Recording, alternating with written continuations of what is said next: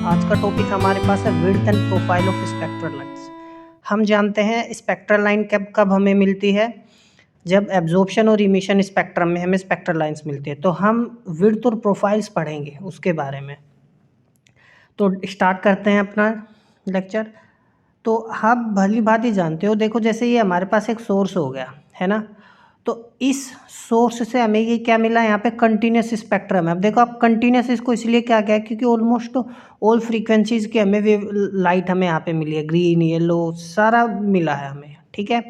लेकिन जब इस सोर्स से हमने क्या किया, जब इस सोर्स से जो लाइट आ रही थी ना, उसको किसी क्लाउड ऑफ गैस, अब ये हमारे पास क्या है, सम गैस पार्टिकल्स है। अब इस गैस पार्टिकल से जब इसको पास कराया तो देखो क्या हुआ, इस गैसेस मॉलिक्यूल्स ने ना इस जो लाइट हमने इस पर इंसिडेंट कराई थी उसको क्या कर लिया, एब्जॉर्ब कर लिया। तो कुछ फ्रीक्वेंसीज को उसने क्या किया, एब्जॉर्ब। तो जहाँ से भी वो फ्रीक्वेंसी एब्जॉर्ब होगी वहीं पे देखो आपको ब्लैक ब्लैक मिलेगा। जैसे एक यहाँ पे ब्लैक ये रहा, एक ब्लैक ये है, एक ब्लैक ये है, एक ब्लैक ये है। तो ये हमारे पास क्या है, ये स्पेक्ट्रल लाइन है, ये एब्जॉर्प्शन स्पेक्ट्रा है मेरे पास। समझ में आया, क्या है ये मेरे पास, एब्जॉर्प्शन स्पेक्ट्रा है। अब यहाँ इस ये जो ब्लैक लाइन से ये क्या हो गई हैं, एब्जॉर्ब हो गई हैं। समझ में आ गई बात, ठीक है। तो आप भली भांति देख सकते हो, सिर्फ जो लाइन्स एब्जॉर्ब हुई हैं वो ब्लैक ब्लैक आ गई। अब यहाँ पे इस केस को देखो, यहाँ पे क्या है, अब ये जो गैसेस पार्टिकल्स थे उन्होंने उस लाइट को क्या किया, एब्जॉर्ब। तो यहाँ पे एब्जॉर्प्शन स्पेक्ट्रा आ गया। अब एब्जॉर्ब होने के बाद जो गैस पार्टिकल्स थे मेरे पास वो क्या हो गए, एक्साइटेड स्टेट में चले गए, ठीक है ना। तो जितनी फ्रीक्वेंसी की लाइट उन्होंने एब्जॉर्ब की थी, ये मान लो एनर्जी E1 है और ये मान लो एनर्जी E2 है, तो जितनी उन्होंने फ्रीक्वेंसी की लाइट एब्जॉर्ब की थी बाद में उसको क्या कर दिया, इमिट कर दिया। तो ये मेरे पास क्या होगा, इमिशन स्पेक्ट्रा। जो मेरे पास एब्जॉर्ब हुई थी उसी की देखो यहाँ पे उसी फ्रीक्वेंसी की लाइट हमें यहाँ पे मिलती है। समझ में आ गई बात, ठीक है। तो आप एक बात ध्यान से देखो, ये जो हमें लाइन मिल रही है ना, एक्चुअली में लाइन नहीं होती बिल्कुल भी, ये बहुत ही ब्रॉड हमें मिलता है। इसी चीज़ को हम अभी पढ़ेंगे कि क्या होता है क्या नहीं। कहने का मतलब है, आप इस चीज़ को यहाँ पे देखो, जैसे मेरे पास एब्जॉर्प्शन स्पेक्ट्रा है, ये विदाउट ब्रोडनिंग है। तो जो स्पेक्ट्रल लाइन मुझे मिली है, तो एक सिंगल वेव हम एज्यूम करते हैं एक सिंगल वेवलेंथ हमें मिलेगी, लेकिन ऐसा नहीं है, ठीक है ना। लेकिन विद ब्रोडनिंग, हमें ब्रोडनिंग के साथ मिलती है। समझ में आया, रियलिटी में ये होता है, रियलिटी में हमें ये चीज़ मिलती है, ठीक है। ये मेरे पास एब्जॉर्प्शन स्पेक्ट्रा, यानी ये एक सेंट्रल फ्रीक्वेंसी जो यहाँ सेंट्रल वेवलेंथ जो मेरे पास यहाँ है ना, उसके आसपास की स्लाइटली डिफरेंट फ्रीक्वेंसीज, ध्यान से सुनो मैं क्या कह रहा हूँ, ठीक है ना। स्लाइटली डिफरेंट फ्रीक्वेंसीज या वेवलेंथ वो एब्जॉर्ब हो जाती हैं, ठीक है ना। अच्छा देखो, जो ये मेरे पास सेंट्रल लाइन मिली है, तो इस सेंट्रल लाइन के आसपास की स्लाइटली डिफरेंट फ्रीक्वेंसीज भी एब्जॉर्ब हुई। इसके सेंट्रल लाइन ये है तो उसका ये आप देख सकते हो, इसका ये है और ये है। तो रियलिटी में ब्रॉड होता है, क्या होता है, ब्रॉड। हमारे पास ब्रॉड स्पेक्ट्रल लाइन्स हमें मिलती हैं, बिल्कुल नैरो नहीं मिलती। अब ये किस कारण से होता है उसी चीज़ को आज हम यहाँ पे पढ़ेंगे, ठीक है।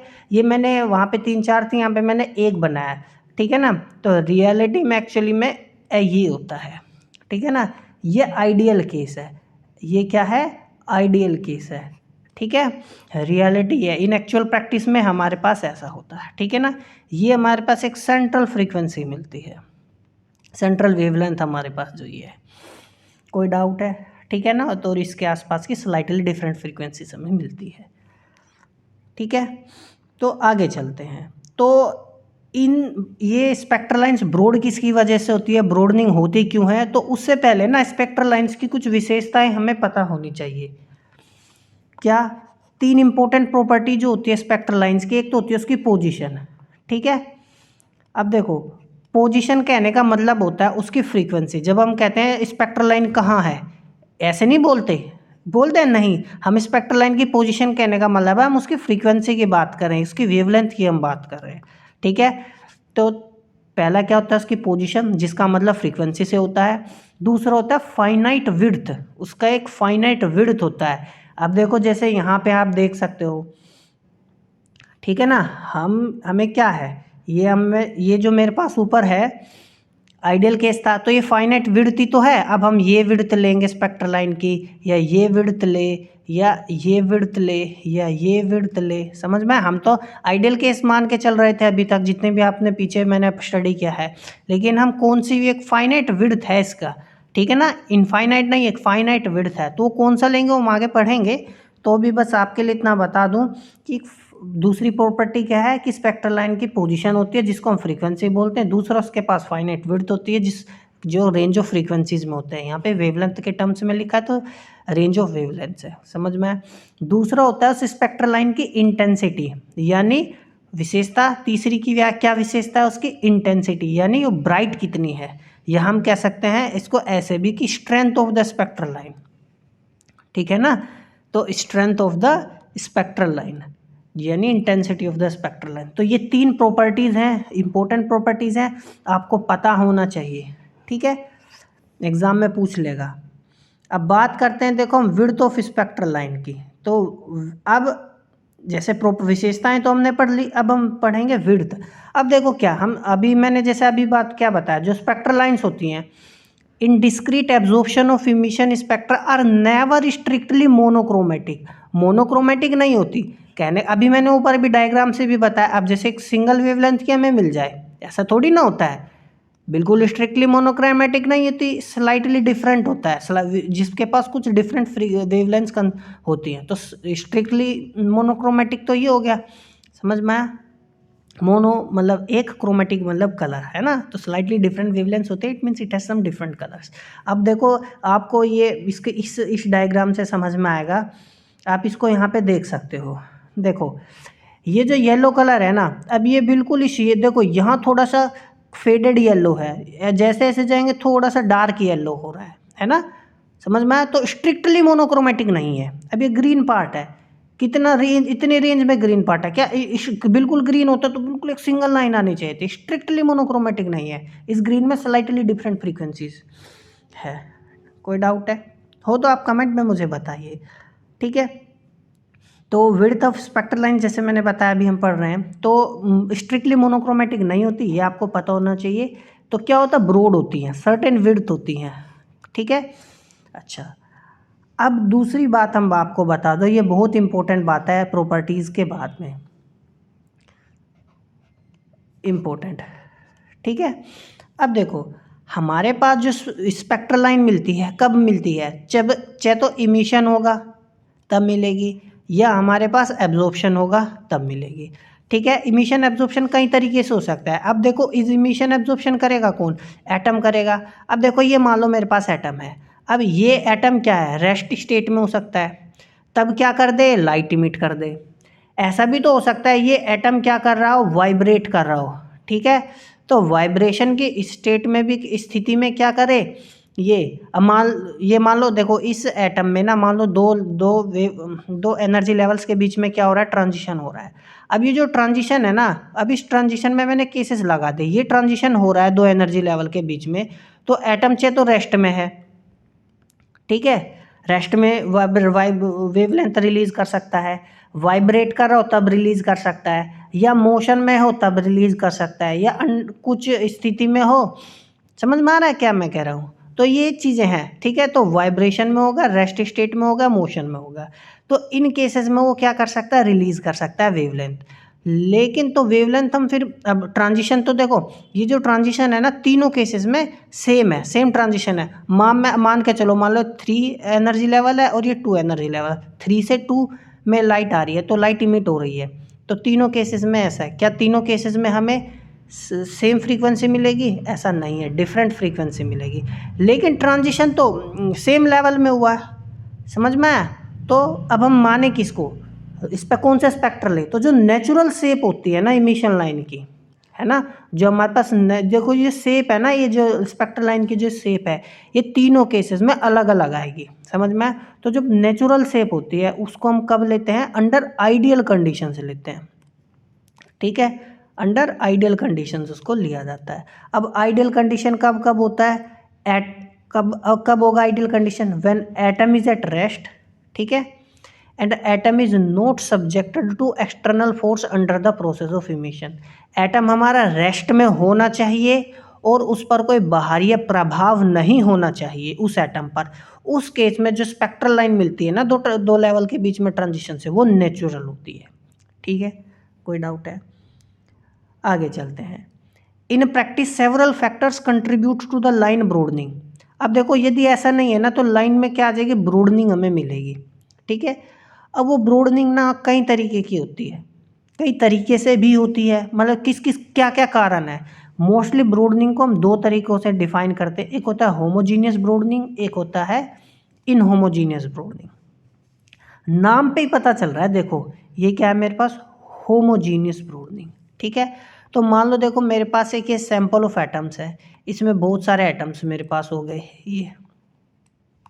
ठीक है ना, अब ये एटम्स अंडर सर्टेन कंडीशंस, ये एटम्स क्या कर रहे हैं, ये सारे एटम्स क्या इमिट कर रहे हैं, लाइट इमिट कर रहे हैं। तो मान लो फ्रीक्वेंसी है ना, सभी एटम्स ने म्यू फ्रीक्वेंसी की लाइट को क्या क्या इमिट किया, ये सेंट्रल फ्रीक्वेंसी होगी। सेंट्रल फ्रीक्वेंसी कहने का मतलब है हमें, मैंने अभी जैसे बताया, हमें ब्रॉड मिलेंगी, जितने भी एटम है ना सब के द्वारा हमें एक ही स्पेक्ट्रल लाइन का शेप मिल रहा है, सभी के द्वारा एक स्पेक्ट्रल लाइन का शेप मिल रहा है। ठीक है, और ये हमारे पास सेंट्रल फ्रीक्वेंसी होगी, तो ये होगा हमारे पास होमोजीनियस ब्रोडनिंग। यदि ऐसा नहीं है, डिफरेंट एटम्स है, सेम ट्रांजिशन में अलग अलग स्पेक्ट्रल लाइन की शेप हमें मिल रही है, तो उसको बोलेंगे इनहोमोजीनियस ब्रोडनिंग। अब कहने का मतलब क्या है, देखो ध्यान से समझो। अभी जैसे मैंने बताया, if the broadening mechanism affects each individual atom in the sample to same extent, जो प्रत्येक एटम है ना सैंपल में वो सेम एक्सटेंट से इन्फ्लुएंस होगा। ठीक है ना, और तो उस केस में हम क्या बोलेंगे, होमोजीनियस ब्रोडनिंग बोलेंगे। अब देखो ईच एटम है ना सेम मैकेनिज्म के थ्रू जाएगा, तो इस केस में क्या होगा, जो प्रत्येक एटम होगा ना सैंपल का सेम सेम नेचुरल शेप मिलेगा, और सेंट्रल फ्रीक्वेंसी सभी का क्या होगा, सेम होगा। समझ में यही वो मैं बात कर रहा हूँ, सेम लाइन शेप होता है। ये दो बात सबसे ज़्यादा इंपॉर्टेंट है होमोजीनियस ब्रोडनिंग की।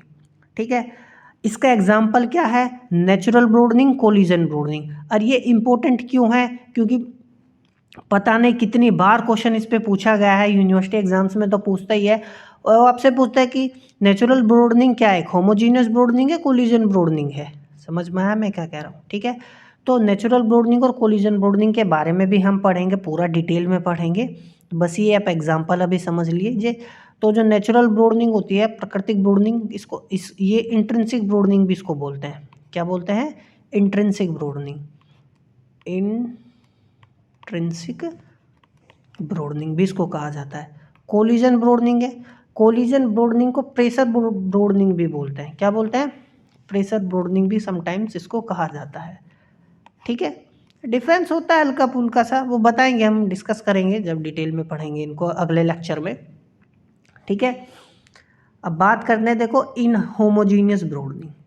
अब जो इनहोमोजीनियस ब्रोडनिंग है, if different atoms in the sample, जो अलग अलग एटम्स होंगे ना सैंपल में, स्लाइटली डिफरेंट फ्रीक्वेंसी मिलेगी, सेम ट्रांजिशन। समझ में?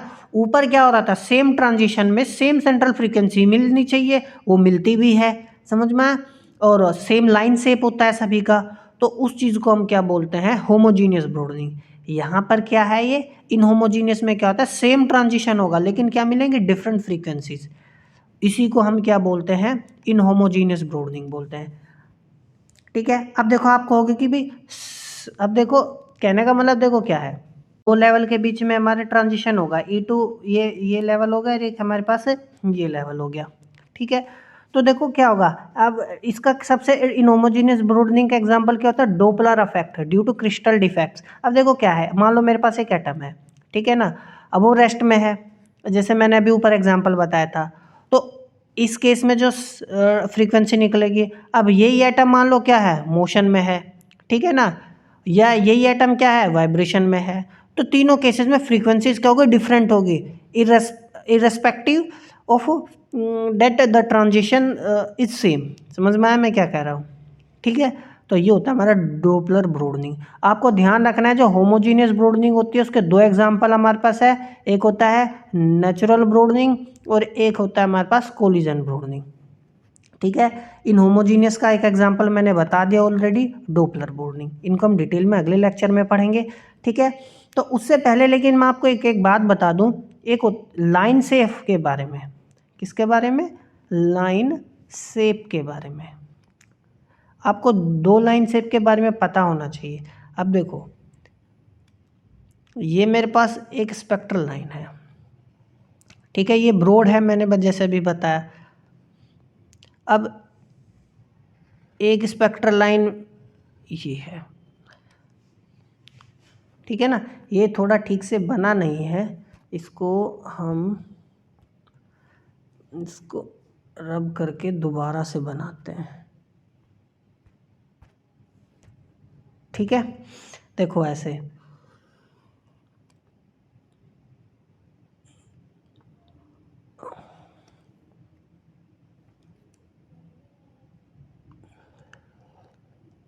एक स्पेक्ट्रल लाइन मेरे पास ये आई है,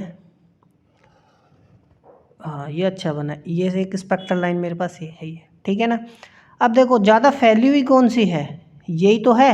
तो ये ऐसी शेप यदि हो, ये जो फैली हुई शेप है ना, ऐसी यदि शेप होती है तो उसको हम बोलते हैं क्या? लोरेंजियन शेप, ठीक है। उसको क्या बोलते हैं? Lorentzian shape. कोई डाउट है? और जो ये थोड़ा सा शार्प में दिख रहा है, इसको हम बोलते हैं गॉसियन शेप। क्या बोलते हैं? Gaussian shape. बस आपको इतना पता होना चाहिए, ठीक है ना। ध्यान रखना, जो ब्रॉड है हमारे पास, अब देखो ऐसे याद रख सकते, ये लेटी हुई है ना, तो ये एल से बन गया लेटी, यानी लोरेंजियन शेप। और जो ये जिसका पीक बहुत ज़्यादा है, नैरो जो है, उसको क्या बोलेंगे? गॉसियन शेप, ठीक है। तो मिलते हैं अगले लेक्चर में, तब तक के लिए पढ़ते रहिए।